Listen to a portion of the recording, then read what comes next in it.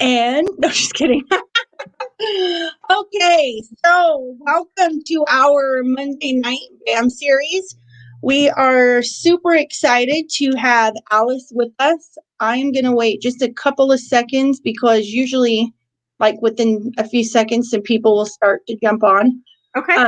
But I kind of want to introduce you too, but for the replay, Gotcha. we'll do that.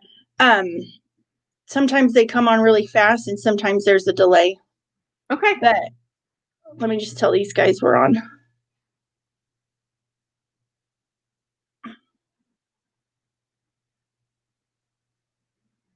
And I don't want to sit and stare too much at each other.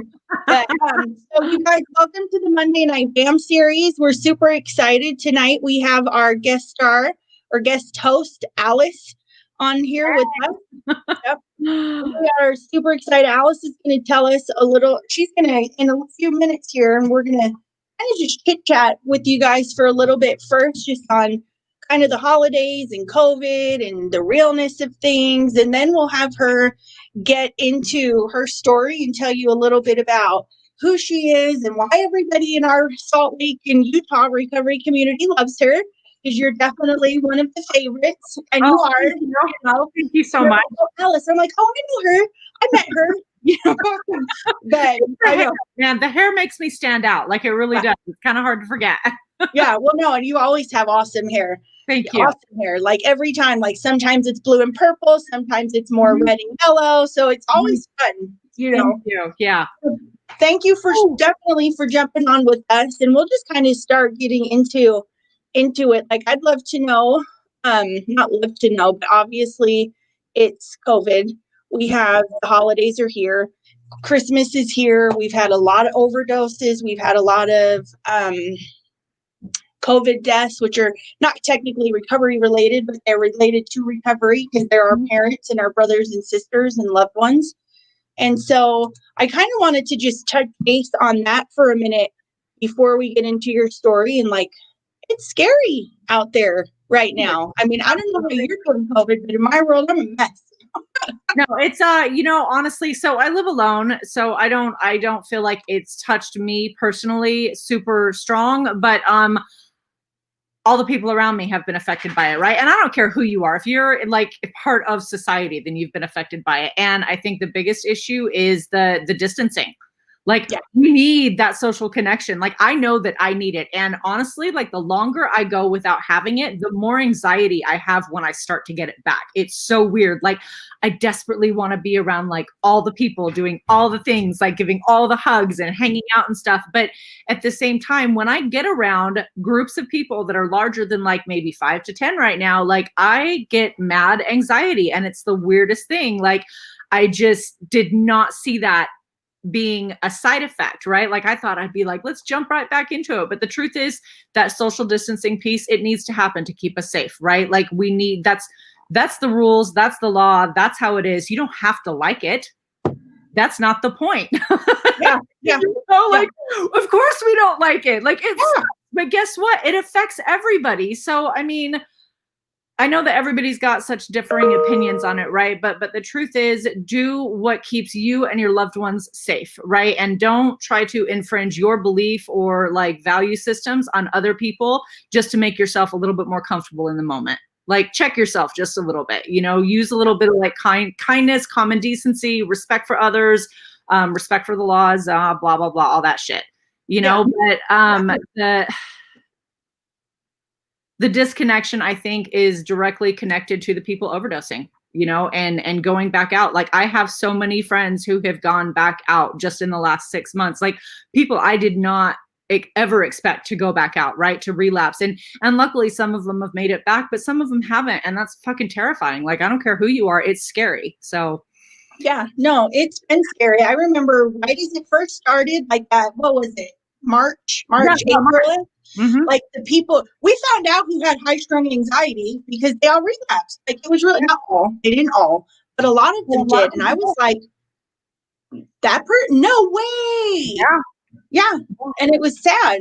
And I thought it was really cool in the beginning. A lot of us that are, and I hate to say a lot of us, but those who were strong in their recovery knew the tools that we needed to stay connected. And it was so beautiful to watch like the recovery community start doing gratitude things, putting posts up like, I'm going to be here for you and let's stay connected. And we got thousands of Zoom groups going on now. And so, Dude, I mean, we were able to, crazy. yeah, it was, I know. But it just goes to show, like, you can get recovery in so many different ways. You have to be willing to want it bad enough, though. If it's available, just because it's not available in a way that you prefer doesn't mean it's not available. Like, if you want a meeting, guess what? You can fucking find one if you're willing to look for it. Yeah. Just because you can't go sit in a room doesn't mean that you can't get to a meeting, right? And the truth is, like, I've started, like, well, not started, but I've been included in like these massive group chats, right, with like women and that are in recovery, and we check in with each other on a daily and weekly basis. And hey, are you okay? Do you need anything? And I make sure that I talk to my best friend like on a daily basis. Like, there are a couple of people that I check in with all the time, and guess what? I go to a therapist, and I've seen her way more often in the last like 6 months, right, than I have before. And that's okay. There's no shame in that, because guess what? I'm a human and I have problems and I get to deal with them responsibly. Yeah. So, yeah. Well, and that's what I love like about our recovery community, is because the ones that are, I don't know, that have good time. I don't want to say stronger, because I sometimes hate, like, I just don't want to label people, and I'm learning to, I love your cup, to not label, because I'm a labeler. I'm learning that I am. So I'm like, oh, try to say that I'm stronger than somebody else, like I've just learned a lot. I've had more experience, but we've had, we see that. And when we can own it, like, we need help, and that's just kind of the truth. So hell yeah. And there's nothing wrong with reaching out for help, right? There's nothing wrong with saying, you know what, I am struggling to get out of bed and take a freaking shower. Like, that's real. Okay. And if you're not willing to at least talk about it, that's a scary place to be. So reach out to the people, even if it's only just one person that picks up the phone and you've dialed that phone like 10 times. Hey, that one person picked up, have a conversation with them, acknowledge what's going on. Like, be honest with yourself and give yourself that fighting chance. I mean, you have to, because the truth is, nobody's there's no recovery fairy that's going to wave the wand and like come save your ass. Okay. Like, it doesn't happen, right? Like, like, you have to be willing to take responsibility for your own recovery and your own life. But once you make that first step, I promise you, there are always hands like reaching back out, no matter what. There's always help available. So it is. And we're lucky, like the holidays for me have been really weird. So like, I'm in this really happy place, and I love Christmas, and like, I sing Christmas music everywhere I go, and I became that girl. Like, I'm that girl, but it makes me happy. But at the same time, like, holiday depression is real. And it took me a week to get in the shower last week. Like, finally I was like, dude, get in the shower, like, get out of bed, stop doing this. And it's like, it's so weird, because if you talked to me on the phone, you wouldn't think I was like going through that weird mental place. But like, when I tell you, like, the whole shower thing got really real last week, and I was like, oh my God, dude, right? You're like, snap the hell out of it. Like, you're going down. You are going down. Get that Christmas week on. And that's one of the first things that like goes, right, is the taking care of ourselves. Like, we'll lie and justify not taking care of ourselves to be able to take care of others. But the truth is, you stop taking care of yourself, that's a really good indicator that you're not in a good spot. Like, if you can't take care of you, you have no business trying to take care of others. And I apply that to myself just as much, right? Like, I work in the treatment field, I work in recovery, and I have to recognize when I'm struggling, and I'll take a step back, and I have these days that I call like no people days. And I'm just like, fuck everybody. Like, I can't talk to you right now. I have to take care of me so that I can show up for you later. But right now I get to just show up for me. And I used to have a lot of shame around that. I used to feel really bad and guilty about it. Not anymore, but it's also taken me several years to get there, right? Like, it's this growth thing, and growth sucks. It's painful. Yeah, I know. And it's real. Like, it's real. And I mean, it's just those daily things that when we start to let them go, like showering, like, making sure that our house is clean, making my bed every day. Like, when those things start to go, I have to really pay attention to like, okay, what's really going on here? Like, what do I need to be like doing differently because something is going sideways? Yeah. So yeah. Hell yeah. What do you just real quick before we jump into your story? So holidays are here. What do you like? What's your best advice that like you give to your sponsees or to people who just like, even in your group chat, like, hey, it's coming. And when the sadness happens, like what tools are you all able to offer? Just nothing crazy, but very walk. Honestly, lean into it. Don't try to avoid it. The more you try to avoid it, the bigger it gets. Okay. If you can lean into it and give it space. And I know that sounds like super cliche and like we've read it in all the books and we've heard it in all the meetings and Brene Brown talks about it and all that shit. Right. But it's said so often because it's true. Like you have to lean into it, experience it to move through it. Right. And then make sure that you have like a safety plan. And when I say safety plan, I mean like, you've got 1 or 2 people that you can call. You've got a safe space that you can go to. I don't care if that's your neighbors, your best friends, your sponsor, your boyfriend, your whatever. Like it could be the Alano Club. I don't think Fellowship Hall's open anymore. I know that the Alano Club's open. I mean, they're open at night. You can go there and get a meeting and at least you're around decent people for an hour, right? Like, but don't try to avoid it. Don't try to keep it secret. You do that and you're kind of like just making it worse. Yeah. I don't know if that helps. But No, that does. That does. I mean, I think most people are afraid to feel it. I mean, that's why half of us were active in our diseases because it was like, oh my gosh, the bad thing happened, so let's not feel it and let's pretend to feel any of the feelings. Right? Yeah, and the truth is, it's never as bad as we think it's going to be, and it doesn't last nearly as long as we think it will. Like, is it painful? Yeah, of course it is. Okay, but welcome to life. Like you're not exempt from that. Like you don't get a pass. Like I don't care who you are. So and when we're using that bad weekend becomes a bad 2.5 months, and it's like 2.5 months later, and we're still avoiding feeling that when it was a weekend thing. Like you would have been totally fine by Monday. But we'd have been all the way past it. So we would have done past, had 3 more little traumatic life experiences, and been all good. But it's such a trip, but we do it to ourselves, right? And it's almost like I think that addicts I'll just speak for myself. I know that I am predispositioned to take like the hardest road possible, right? Like I will make the worst decision in any situation just because that's like the only decision I'll see at the time. Like, I don't know why my brain works that way, but it does. So when I have a really good idea, I still call my sponsor. And guess what? Sometimes I talk to my therapist. My boyfriend, he's in recovery. So I talk to him about it too, and I'll usually make sure that I talk to like 2 to 3 people. And then I'll be like, okay, maybe that's not a good idea.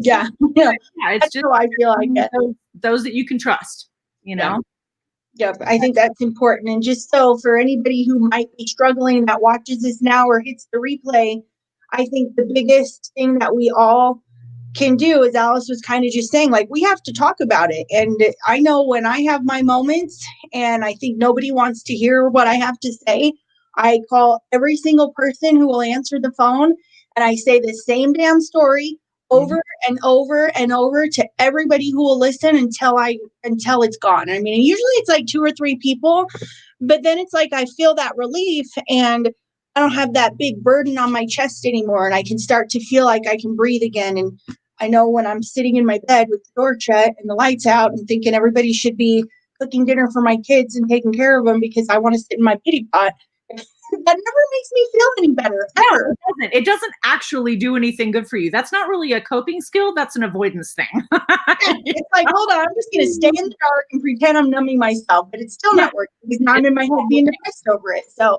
definitely reach out for sure. Alice, I know I can say safely that if you're struggling, she will always take the time when she's available to reach out and respond. I will. A lot of the other people on here, who come throughout will help too. And so don't sit in that dark space as if there's a dark place coming or your mind is trying to get there, reach out to somebody. There's a lot of people who want to be there for you and help you.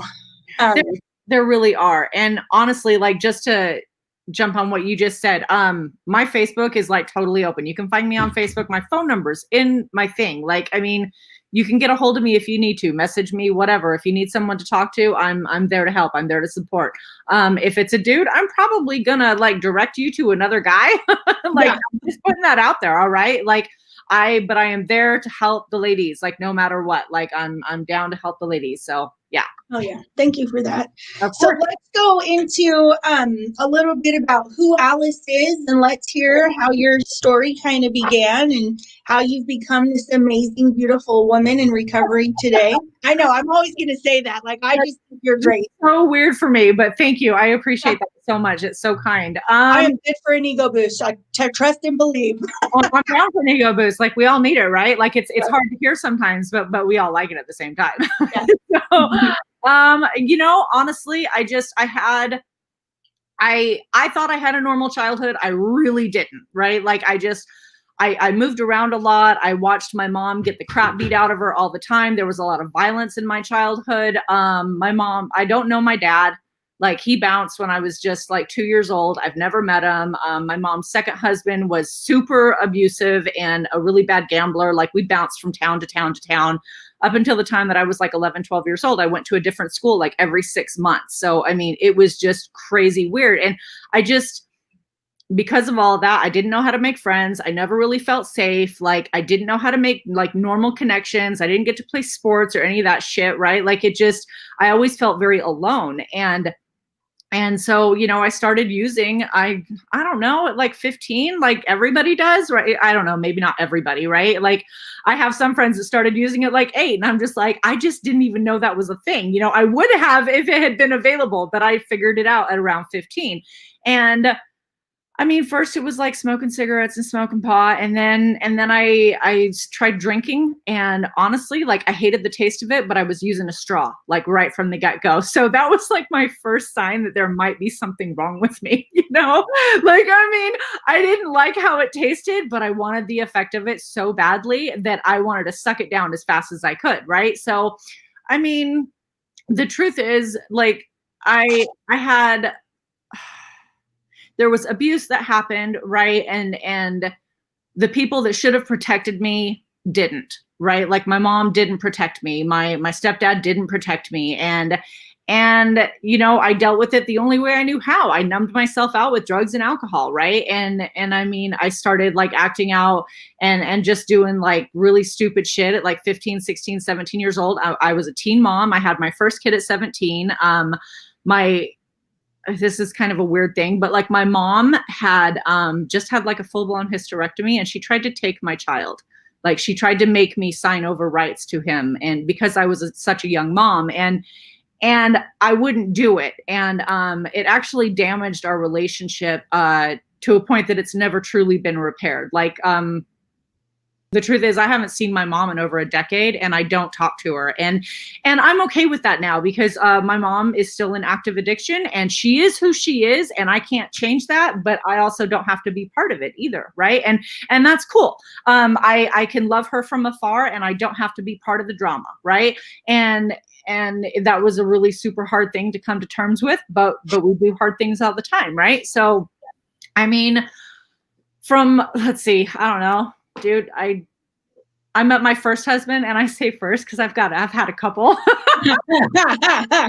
I've been married a few times, and I've been divorced a few times, and it is what it is. And there's no shame in that, right? Like, but my first husband, here's the thing. I was a really ugly, like, kid. Like, I was not cute, and nobody like paid attention to me, right? Like, and my first husband, he was like that guy that was like super hot. And so when he finally, like, when he paid attention to me, I was just like, oh my God, you can treat me like complete shit, and it doesn't even matter because you're too pretty, right? Like, it did. Yeah.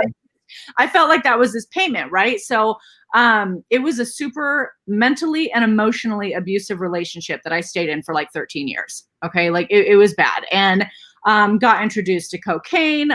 Like, I remember the very first time I sat in like a 12-step meeting, I heard the term carpet surfing, and I was like, oh my God, I've done that. Like, that's me. Like, because I didn't think anybody else had done that shit, right? So, I mean, it was a rough relationship. I lost who I was. At the end of it, I went from, it looked really pretty on the outside, and I lived in a nice house. I drove a nice car. We had a couple of kids together, and I have 2 kids. That's it. I have a 24-year-old son and a 17-year-old daughter, and I'm so blessed that they are part of my life, right? But the truth is, I wasn't a mom for a really long time. I was a drunk, and I was an addict, and I would smoke crack in my kitchen, and I would do cocaine every weekend, like all weekend long, and that was just how I lived my life, right? So I also got into a couple of fights with him that turned pretty physical, and I was the abuser. Like, I was the one that was beating on him, right? And he let me. So I ended up in jail. I got 2 DVs. All right. Like, and honestly, like, that shit is no joke. Like, I was 1 domestic violence away from a felony. Like, I could have really fucked my life up in a way that I didn't even comprehend at the time. Right now, I'm still paying for that. Like, I still can't work in certain places almost like 10 years later because of those domestic violence charges. And that sucks, because I want to work, you know, with people that are in treatment, and I'm considered a dangerous person, which fucking sucks, you know? I'm like, I have blue hair. Like, how dangerous can I really be? I mean, great, man, you know, but the truth is, I got out of that relationship because we got in a fight. I ended up in jail, and I was served with divorce papers and a restraining order while I was in jail. And I ended up homeless. Like, literally in 72 hours, I ended up homeless, and I lived on the streets of Vegas at a homeless shelter. I bounced from like these 3 different homeless shelters for like a year.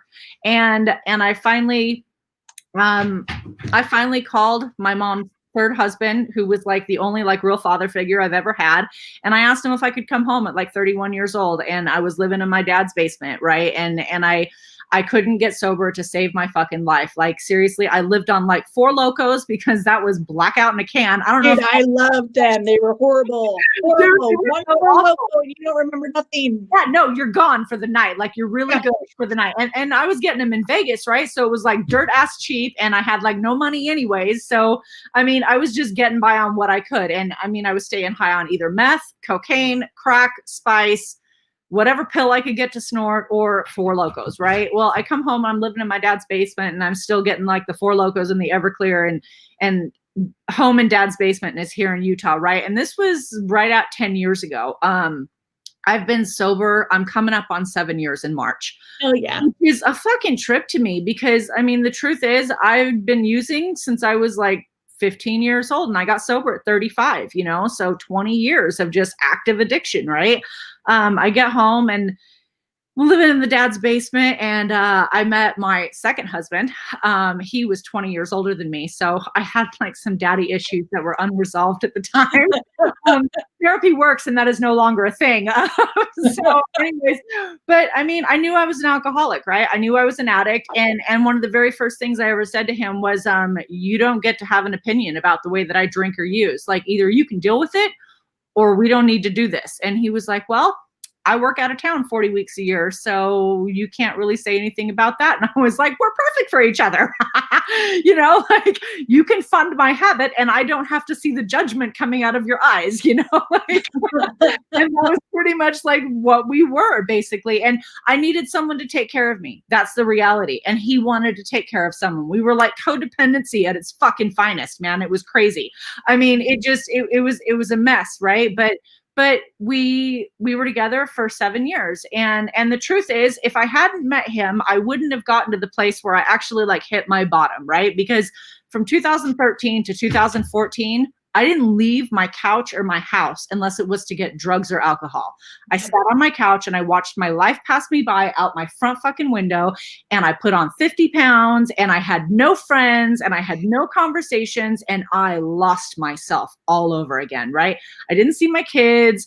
I didn't talk to my dad. Like, I had nothing. Like, my life just disappeared, right? I was the most miserable fucking person. And the truth is, I thought about killing myself. I thought about dying all the time, right? But I couldn't do that. Like, I don't know why. It wasn't that like I didn't want it bad enough. I just was maybe too cowardly, or just was, you know, it just didn't know how. I don't know. I did a lot of damage to my brain. Like, it actually took me like close to 2 years to like heal all the way so that I could like carry a really good conversation and not have to struggle for the words, right? Like, so for anybody that's in like new recovery and you feel like there's something wrong with you, dude, just give it time. Okay. Your brain is plastic and it will heal itself. Like I promise you, like it heals itself.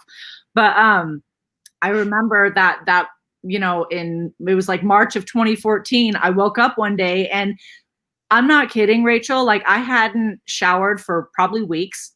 Yeah. I had like no clean clothes. I was wearing fur coats on my teeth. I mean, I was nasty. Like I was such a funky bitch. Like it was just, it was crazy. Right. And I thought that was like living, like that was living to me. And I hated it. I was miserable. Whatever. And anybody who knows addiction knows what that feels like, right? That feeling where you just can't stand where you're at. Right. Yeah. And, I remember I had this lovely neighbor across the street and she was in her 70s and she had almost lost her son, or she had just recently lost her son to cirrhosis of the liver. And she knew what was wrong with me. She wasn't an idiot. Like she could see it, you know? And I remember her coming over to me one day and she was just like, honey, if you ever need help, like, please just come and talk to me, you know, because you're going to die. And it's like, I kind of knew what she meant, but not really. And then one day, like March 4th, 2014, not one day, but my day of clarity, like everybody has that day, right? Like I woke up, it was the first time it was so weird. Like I went to the bathroom and like I did this like head bob thing and I almost face planted in my bathroom mirror. Right. And, I caught myself at the very last second and I really saw myself for the first time in probably a decade. And I hated it. Oh, fun fact. I had literally just shaved my head. Britney Spears. It was not a good look. All right. Like I just got shaved head and I don't even know what's going on. Right. And I see myself for the first time and I'm just, you know, like, oh my God, how did I get here? Right. Like, how did I get here? How is this my life? Like, I was so much smarter than this and I was supposed to be so much more than this, right? And we all have those thoughts because we know that we're capable of more, right? Right. And the truth is, like, I didn't know how to get help. So I kind of took a shower, kind of got cleaned up, brushed my teeth at least, dirty clothes, right? And then I went over to my lovely neighbor's house and she helped me. I gave her like my insurance card and between her and my dad, they got me into detox that night, right? Oh, that's good. I blew like, I don't know, like a 0.25 or something or I don't even know how, anyways, it was bad. Okay. And, I mean, they had me on like 15-minute checks, like with my blood pressure and making sure that I'm still breathing and not stroking out and all of that shit. And it was scary. And they put me on all this medication. And while I'm there, I get told about treatment. Right. And everybody's like, oh, well, you got to go to this place. You got to go to that place. And I picked a place that I didn't think we could afford because I was like, if it looks like I'm trying to go to treatment, but we can't afford it and I can't go, then it looks like I made the effort and I can go back to doing what I want to do without having to feel guilty. Like it was a brilliant plan. It was a brilliant plan for me. Actually, like 5 days later, I was in that treatment center. So, oh, good. Yeah. So I ended up in treatment. It was the only time I've gone to treatment. For some reason, relapse isn't part of my story. I don't know why. I got lucky. And I just had the right people around me all the time, you know, once I stepped into the rooms of recovery. And I went to Journey. Okay. It's under different management now, still a great treatment center. And I totally support it. I was there for 6 weeks. Hold on. Let me do this. Yeah. Have they been around that long? Actually they have. Yeah. Journey's been around for, I want to say since like the mid 2000s.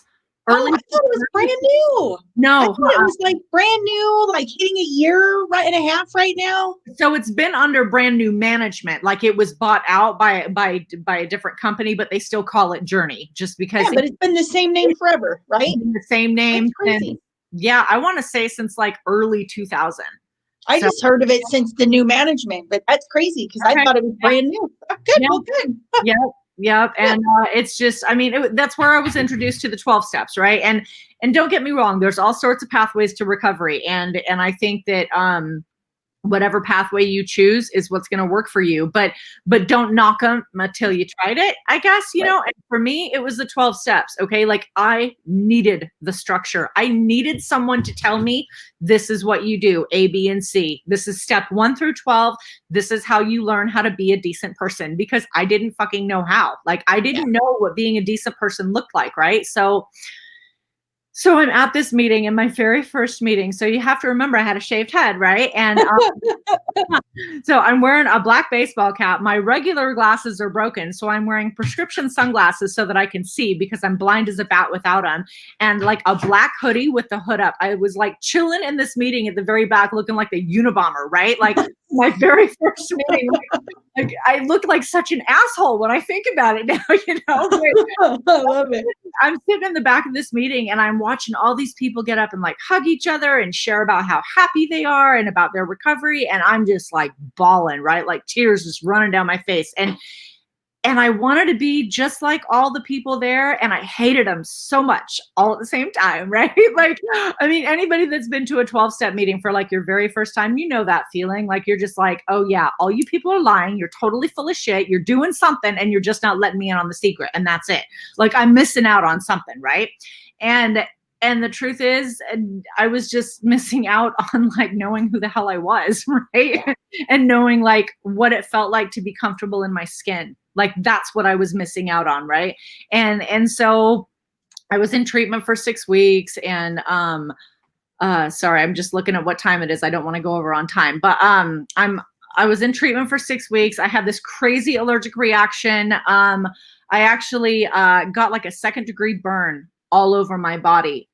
Turns out I'm like deathly allergic to Seroquel, and they told me that like if I'd kept taking it, I would have ended up in a hospital, or in the hospital.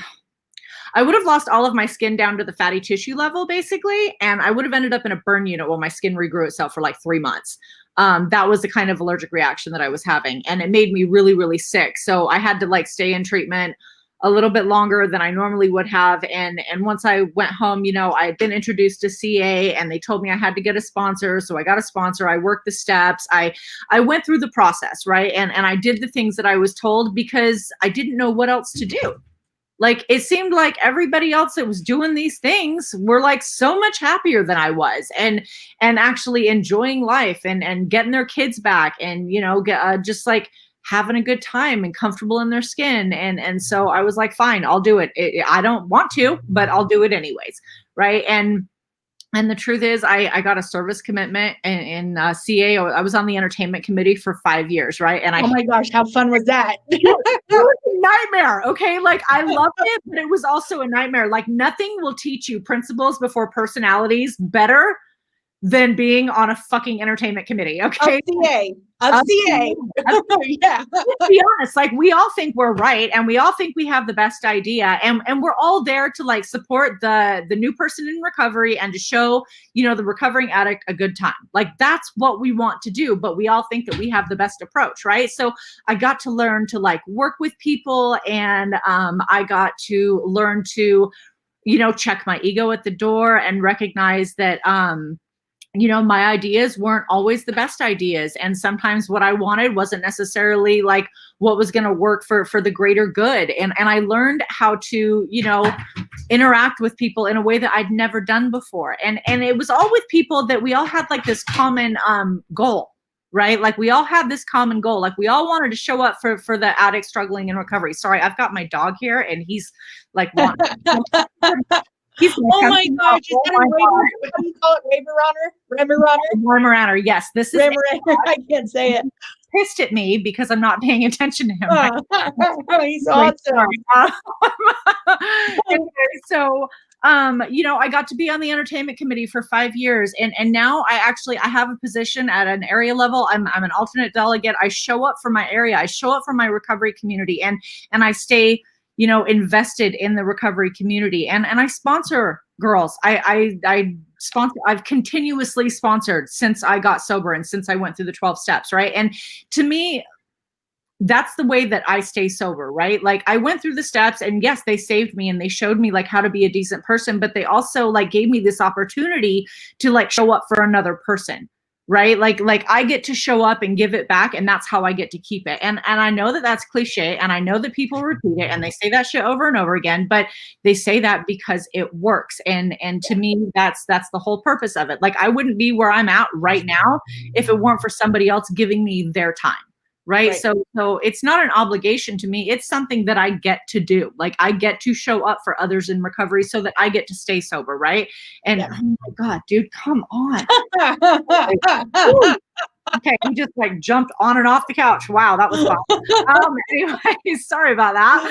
I love it. Yeah. So never know what's gonna happen with him around. Anyways, it just here's the thing. I got a year sober, right? And I decided I wanted to work in recovery, and I didn't have any like experience or history with that. And so I got to start as a tech, which let's be honest, basically you're like a grown-up crackhead babysitter. Okay. Like that's what you get to do.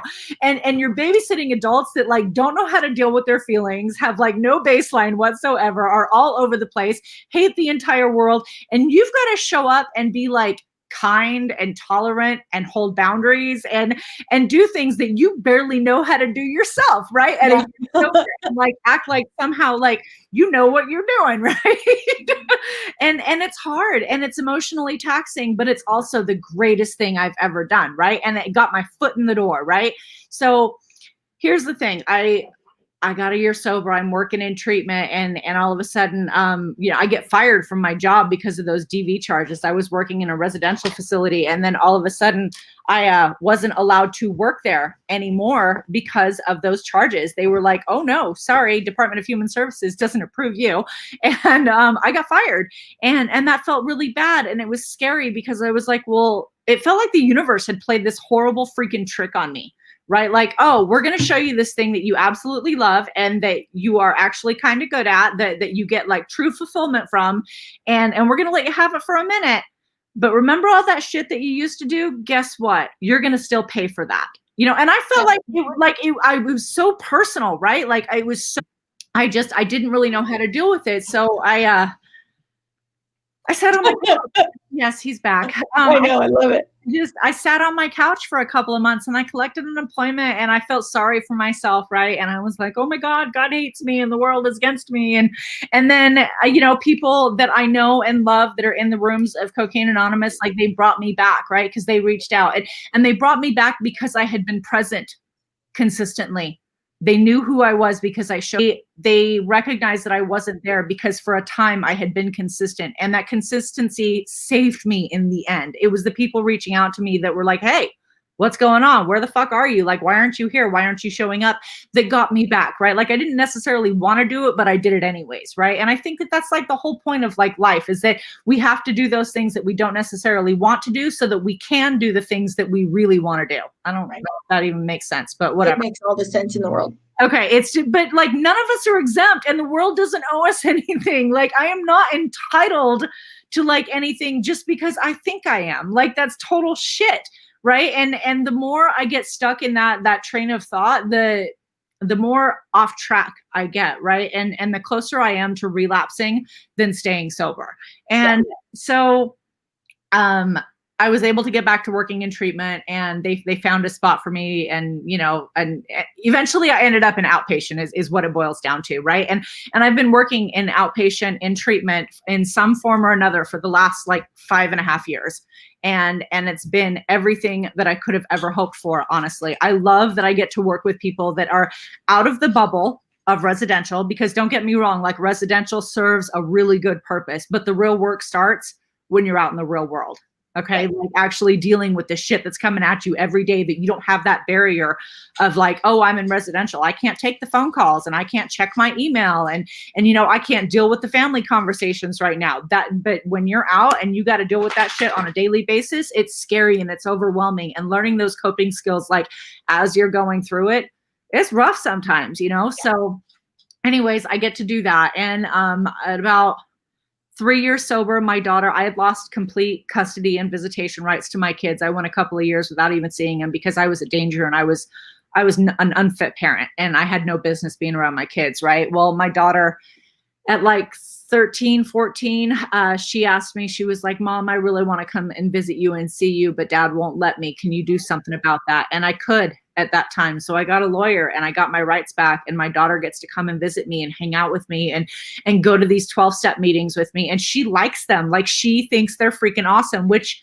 at first was really weird to me. I'm like, what is wrong with you? Like, are you going to these meetings? Like, what the fuck? fuck, dude? Like, what is happening here? Like, why do you like him so much? You know? But the truth is, she told me, she was like, you know what, Mom, you've got all these people that all their lives were basically total shit at one point, and y'all got your shit together, and you've got your lives back, and y'all seem happy, and you show up in these meetings and you talk about it.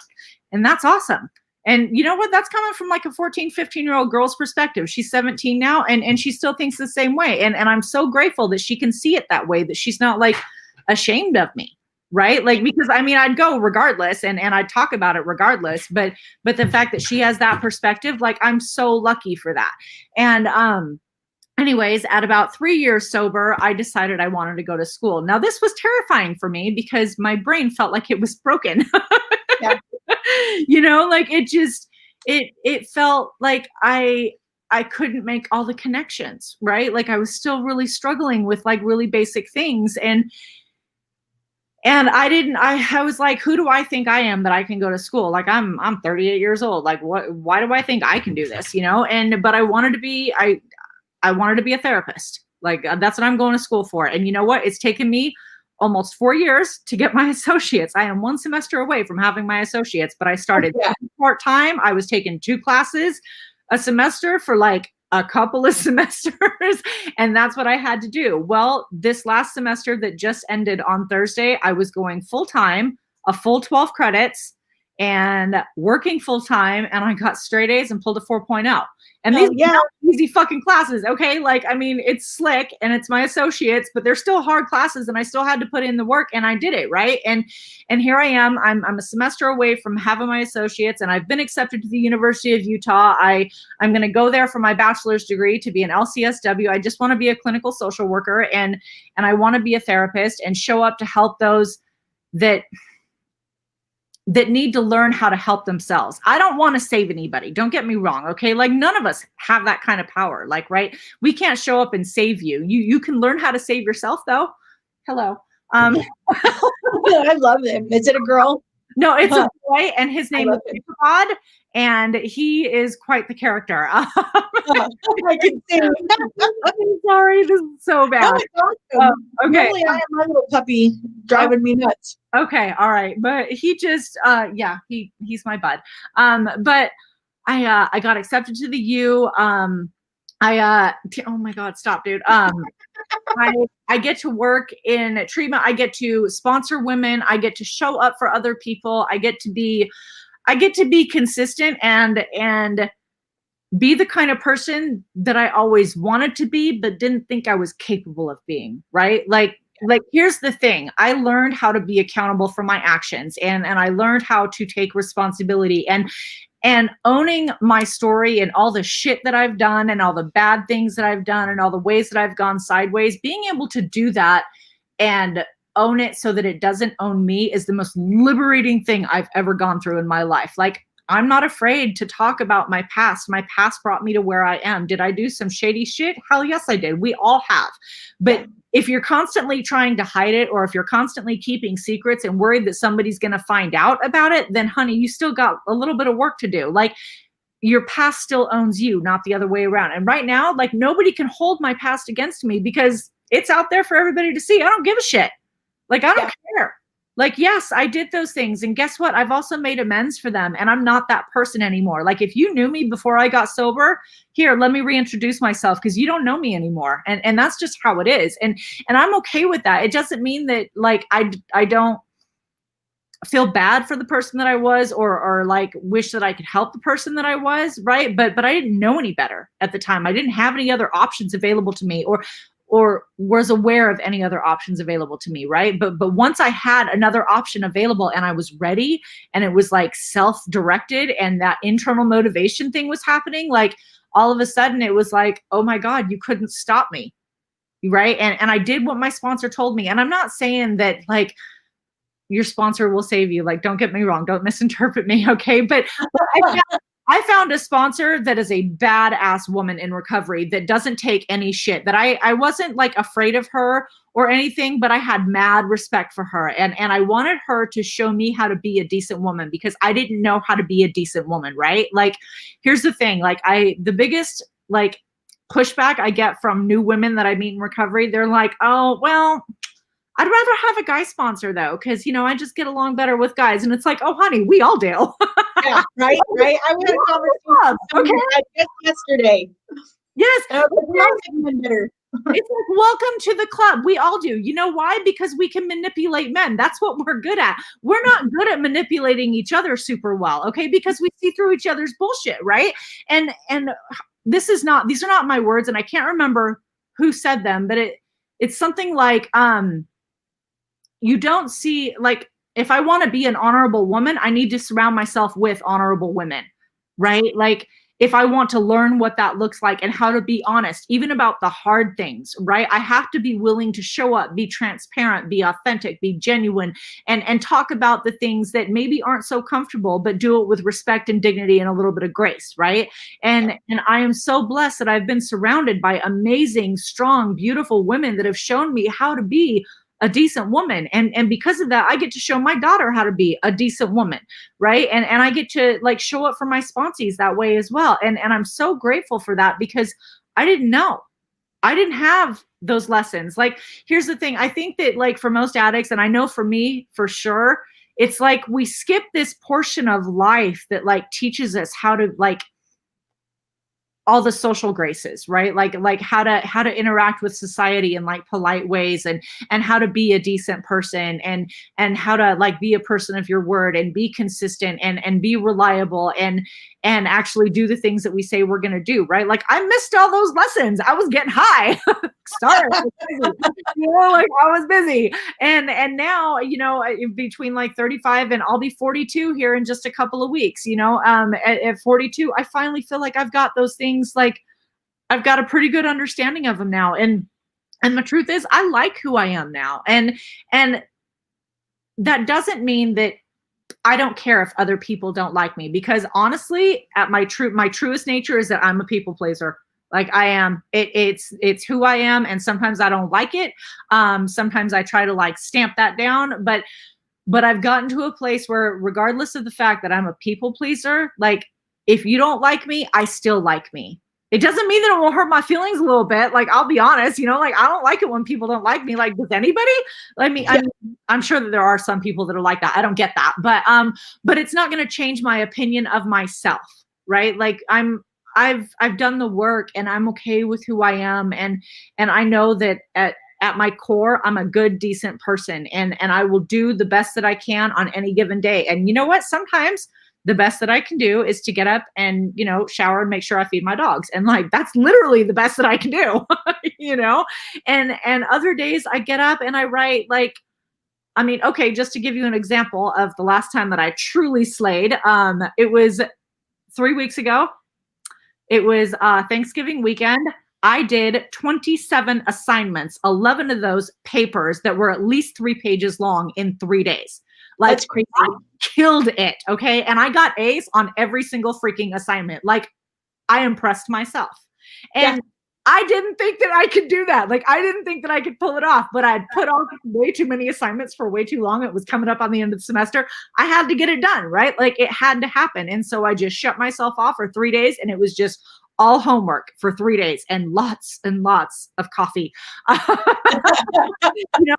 But because of that, I got the 4.0 and I got the straight A's, and I feel really good about it, right? Do I do that every weekend? Hell no. I would die if I had to do that every weekend. The next weekend, I think I slept for 2 days, right? That was how I made up for it. But the truth is, I'm so grateful to the recovery community in general, because without that, I would have never figured out that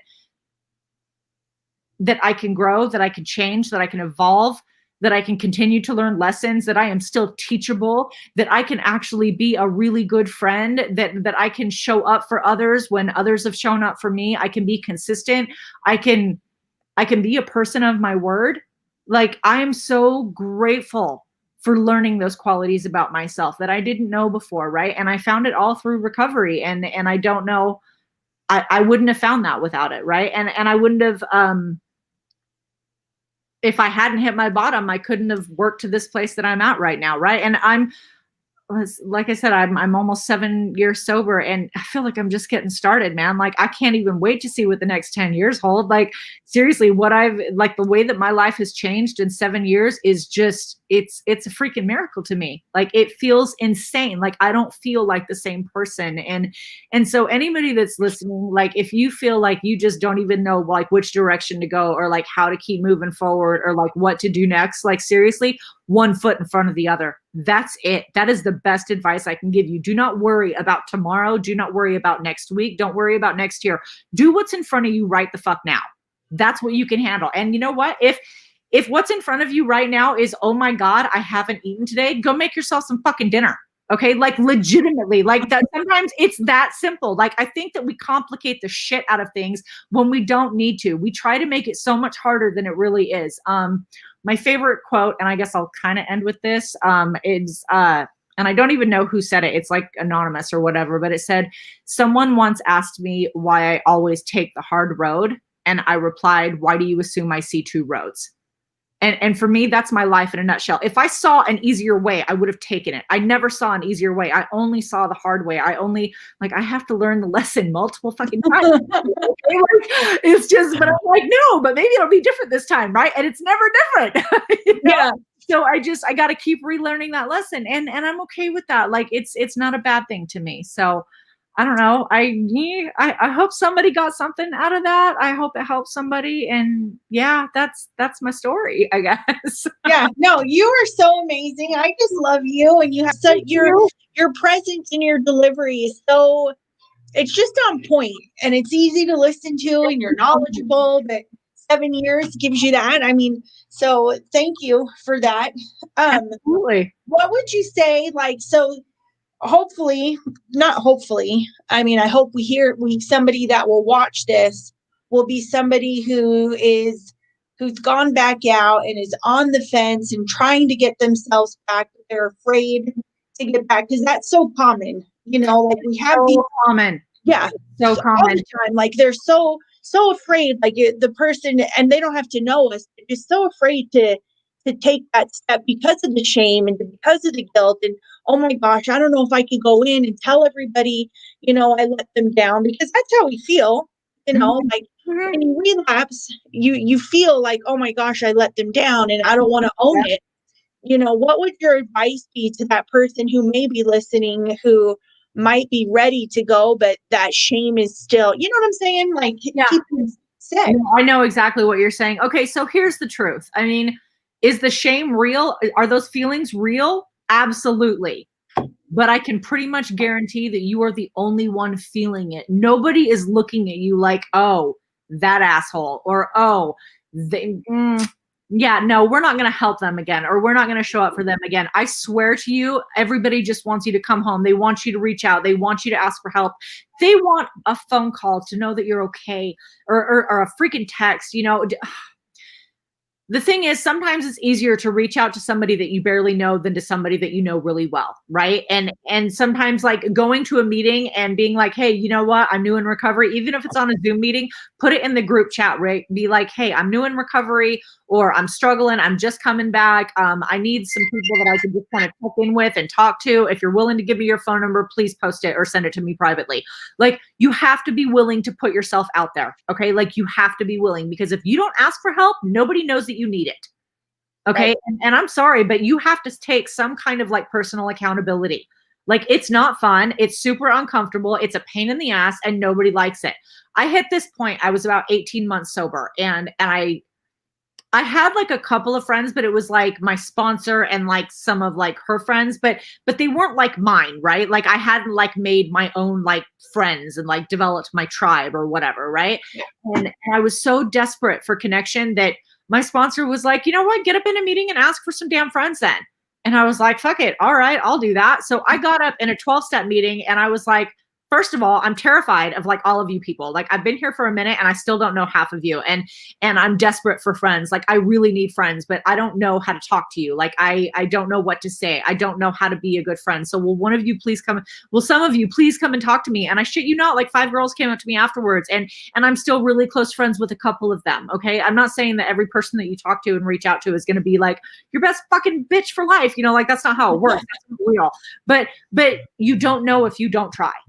Okay, so you don't get to blame anybody for not showing up when you don't reach out and ask for help. Like, sorry. Yeah.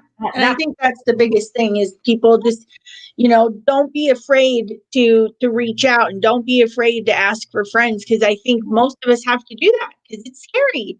It's scarier being home alone in your own head in that dark, ugly place when all you had to do was put a little, hey, could somebody hold coffee with me? I mean, it's a little bit complicated, but yeah, we just have to do it. Yeah. So awesome. Thank you so much. You're such a joy. Like I could listen to you all day long. Like you already know I love you. And I'm like the queen of, I'm going to tell you how great you are, but you really are. You're awesome. Thank you. I appreciate that a lot. Yeah, no. So this was fun. What, are there any last tips or things that we could touch on? I'm trying to think if there's any. I think we touched on like reaching out for the holidays and don't be afraid to reach out. You guys, anybody who gets on this, and it's the last part. Like if you're struggling, the holidays are here. I mean, on a positive note, it's really easy to get into rehabs December, January, and February because they're always empty. So if you're they are. If you're looking for it, I mean, there's all sorts of treatment centers that have beds that are available. And I mean, there's options for nonprofit, there's options for profit. I mean, here's the thing for nonprofit, there's a lot of options in Salt Lake City. You've got, the Haven, you've got 7th Street, you've got First Step House, you've got Odyssey House, First Step, I said First Step twice. Then you've got Steps, you've got like Deer Hollow, you've got New Roads, you've got. I mean, God, there's so many. The list goes on. Yeah, so many. Like, here's the thing: Salt Lake City, Utah, or just Utah in general, Salt Lake County and Utah County. It's like we're treatment mecca. All right. Yeah. I mean, seriously, the truth is, I've got a ton of like local resources. If you're looking for resources, hit me up. Give me your email address. Message it to me on Facebook. I'll send it to you. Like I'll either email it to you or I can message it to you. I've got all sorts of resources, right? And a lot of times I have found that people that are brand new in recovery, it's like they don't know what question to ask and they don't know what resources might be available. Like I'm not saying that there's always this perfect answer because there's not, right? But you have to be willing to like dig for it, and nobody's going to show up and do it for you. You got to do it for yourself. So yeah. Well, and if you don't ask for yourself, it's really hard for us to know, like, I don't know what somebody needs. Yeah. Like, you say, well, what's available? Well, what for what? Yeah. Like, what do you need exactly? Like break it down for me. Like, be honest. Like, do you need clothing? Do you need, toiletries? Do you need a place to fucking sleep? Like, I mean, the VOA is a great option if you're literally like living on the street and you need to, get into a detox. The VOA is a great option. But I mean, you also have to be willing to like put in the work. Yeah. Right. Like, and I'm saying all these different treatment centers because I'm not pushing one over the other. I'm absolutely not doing that. Like I will never do that. Right. But I mean, they're lucky here in Utah in general, like you said, like we have so many options. There's so many options. Like there's multiple, I think we have 3 options if you don't have insurance and you want to go somewhere. Like there's the other side, there's Red Barn, there's Valley Camp. So there's 3 just right there. A3 just right there if you want to get something here and you don't have insurance. If you want a faith-based program, there's like 3 that will help you do that if you're if that's the option or the mission. Like there's no insurance. And then we said all the nonprofits, state funded ones, like you said. There's people, what I've learned now for different, like, I don't know, treatment broker. I don't want to call them treatment brokers because that's the wrong word, but people from all over the country that I'm friends with, they're like, dude, Utah's like the hot spot. Like everybody wants to come here. because we have good recovery. So any good, all, like we have such a huge recovery community, and like every 12-step really group you can think of that is popping. There's multiple groups like our group and Recovery Soldiers. And I mean, the list goes on of different other recovery related groups that are just here to help people. So if a 12-step program isn't for you, I mean, I think everybody so should do many options. Honestly, I think that everybody in the world could benefit from working the 12-step. Like, I know some normies that I'd really like to smack in the face with a 12-step book, like a big book. Like, dude, you all need just work these steps and you'll be a better person for it, you know, but that's not my place, right? That's not my lane. So I stay out of it. Yeah. Another resource, You should be on that one. another resource is USARA. Like USARA is a great resource. Like, and they know all the resources like in Salt Lake County. Like, but you have to show up, right? You have to make the phone call. You have to reach out. And I mean, there's a ton of resources available, but you have to seek it out. Yeah. So that's and so we're blessed to have that here. I mean, there's so many other states that don't have that. And I mean, our homeless damn near almost overfed in a weird way, which is awesome because there's so many people that like Utah's like that friendly helper state. Like everybody's just so nice. So now you get everybody in recovery, and it's like you just got a whole bunch of mamas out there trying to nurture the world. And definitely. We're blessed, you know, and it's beautiful. So, you know, thank you for taking the time out of your day. I wish you a very Merry Christmas. Merry Christmas to you. Yeah. Thank you so much for having me on. I appreciate this. I've never done anything like this before. So good. Scary at first, but I know it's different. Good. Like, it's nice not having all eyes look at you at the same time. Like sometimes walking the room anxiety gets there when you're telling your story. Sure. And this, I like it without everything coming up too much, because I'm like, you know what? You can just feel like you're in your little zone and doing your thing, which you did. And it's awesome. So thank you. Oh yeah. Well, thank you very much. Have a good night. We are going to end it here. Very merry from Kelly. I love Kelly. Kelly, I just love you, babes. Thank you so much. I wasn't sure if I was supposed to like respond to people that were like making comments or not, but I miss you too, babes. I know, she's the best. Kelly's another one everybody loves. Yeah, we love you, Kelly. I just love Cole. I just love Cole. I know. Cole's like, you can't compare. Cole, we love you. Yeah, love you so much. Awesome. All right. Well, I'm going to press end, and then it'll end here, and then it'll keep on the screen for a second. Okay. All right. Sweet.